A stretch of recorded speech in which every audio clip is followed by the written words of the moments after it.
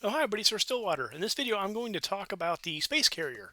This is the next great building in the Great Building series, and where I've created a video for each of the great buildings all the way through the game of Forge of Empires. So in this video, I'm going to talk about Space Carrier, which is the Space Age Asteroid Belt Great Building. As I mentioned in some of my previous videos, some of the eras offer, most of the eras offer two great buildings. Some offer three, which is pretty rare, and this one offers one. So there's only one great building, but it's a doozy, and it it plays a big role in a different dimension of the game. So we'll talk about that in just a second. So first off, here we go.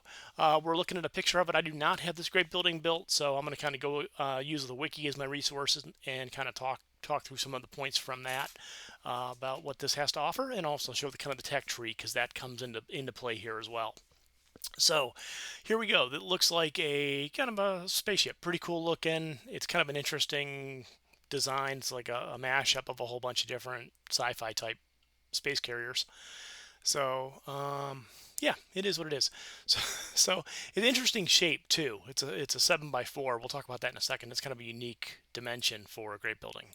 So I'm going to jump over here. I'm on the forgeofempires.fandom.com/wiki, and this is the space carrier page. I will have a link to this down below. I have no affiliation to this site, just a great site I like to use. I say that in all my videos. You're probably tired of hearing that if you've watched any of my videos, but I really want to give credit where credit's due because it's a cool resource. So space carrier, it is really kind of offers something kind of unique at a certain point in the game. So let's see. So we'll talk about construction costs first. Space Age Asteroid Belt is the age that it comes from, and it's interesting because it gets introduced in really the second Space Age era, right? 'Cause you get Space Age Mars right before this, and then you get to Asteroid Belt, and this offers some benefits for some eras even before that. So it's kind of an interesting twist on how they did that. So I don't know if they did it on purpose or if it's just they decided to introduce something new after they've already been going down the road that they were on. It's interesting. So yeah, you got to wonder, oh, man, you just think about the ideas and how complex this game is, and how many dimensions there are in this game because they haven't seen it grow over all these years. It's pretty incredible. It's really incredible. Okay, so that said, back to the topic. Construction costs 750 of each of these Space Age Asteroid Belt goods. So we're talking 750, 750, 750, 750, 750. So 7x4, we talked about the size. It's kind of unique in that it's narrow but long. It does require a road to be connected. I know that should be a surprise because I know every great building offers the opportunity to require a road. Let's see, and what does it offer in return for all that? Production bonuses, something called special goods, and each era from Arctic Future on through the space ages, all the way up to Space Age Jupiter Moon and probably beyond, whenever new eras come after that, have a specific special good that's only can be built there. It's not tradable, and those are acquired by doing kind of like quests. In Arctic Future, there's something called the Arctic Harbor, and that's where you kind of build a team, a crew, and you know fly a spaceship over to wherever and you get Prometheon or Promethium, which is the resource. And that is the special good, and that's used in part of the tech tree. And I'll show you that in just a second. But it's kind of an interesting twist. If you wait until Space Age Asteroid Belt to build this, you've already been doing that and slugging through that. Or if you build this before you get to those eras, you got an opportunity to collect those as part of your daily collects. So let's see.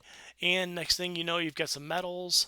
Oh, I'm sorry. Eras before Arctic Future, because there's no special goods for eras before those. Before Arctic Future, you will get metals instead. So, it is what it is. It's a low value metal building until special goods come into play, and then it's like super valuable that way. And then a passive bonus, which is the diplomatic gift. That is a chance. It's a chance of getting a reward when you have a successful negotiation. So you can get some FPs, you can get some goods, and there's some really slim chances on picking up some like Wishing Well Shrink Kit, and rogues. There's like a 5 pack of rogues and a 10 pack of rogues, and I think there's probably a Reno kit in the mix too. But we'll take a look at that. So it's kind of interesting. That's what this passive bonus is all about.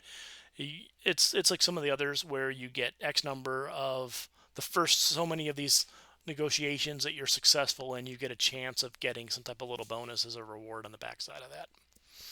And of course, that increases as you go if you go up through the levels. So let's scroll on down, see what it costs to do this. So level 1, oops, I'm scrolling down here. It requires 90 FPs to build, to place it, to get it up out of the mud. You get the first 4 successful negotiations, you have a 7% chance of getting some type of reward.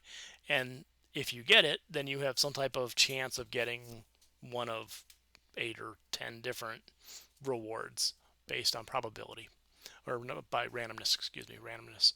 And then special goods, if you're before Arctic Future, you're going to get 10 medals. If you're Arctic Future and above, like Arctic Future, you get 10 Prometheums, which is that special good specific to the era. And then whatever era you're in the space ages, you'll get that era's good. Oceanic too, you'll get their appropriate good. Jump on down to level 10, 1300 FPs to place it. You get first 5, you get a 25% chance. You get a 1 in 4 for the first. That's not too bad, I guess. But you're going to get 26 of these special goods. So, okay, let's talk about. We'll scroll on down here. Like I said, the link for this will be in the notes down below. So, if you want to check this out. So, reward bonus. Here we go. We got some goods. You get a 10, 25, 50, 100. Looks like you get a 1 in 4 shot at landing a 10 of goods for your era. Whatever area you happen to be in. Let's see. You got a 25% chance of landing a 10 pack of FPs. You do a little slim chance of getting some diamonds. Looks like you get a 1% chance of that, and then you can get some rogues. I mentioned the 5 and 10 of rogues, and then the selection kit, which is going to go in your inventory, and then you can use that. You got a wishing well shrink kit, and a Reno kit. So you get a 1% shot at that. So those are always nice, though. So see a Reno kit moving up through yours. Okay, and then here it kind of talks about some of the probabilities and all that good stuff. But we'll jump off of that, jump over here to the tech tree. So here we are. We're in Space Age Asteroid Belt.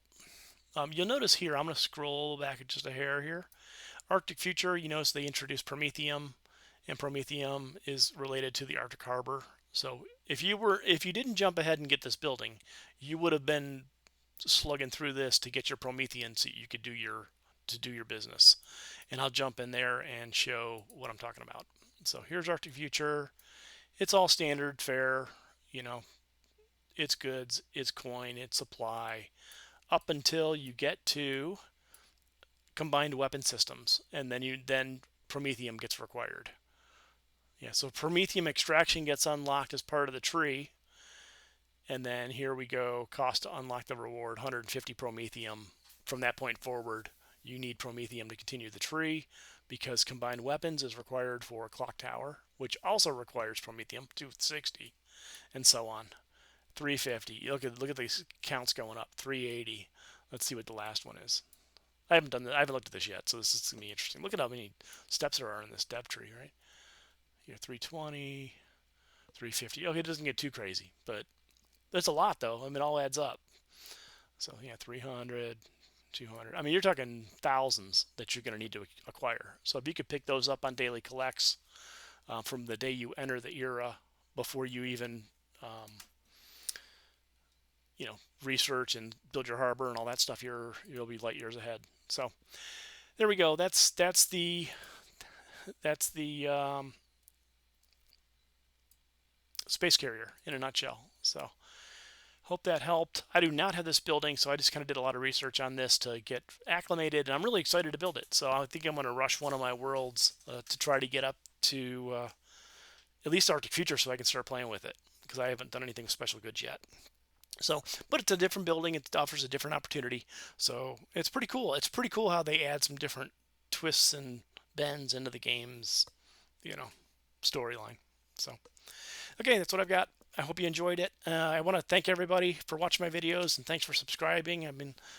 It's interesting to see which great buildings get the interest, because you think some of the bread and butter ones like the Ark and things like that would get, the interest. But there's other things like Blue Galaxy is just on fire. It's like it's one of those overlooked great buildings I never really thought about.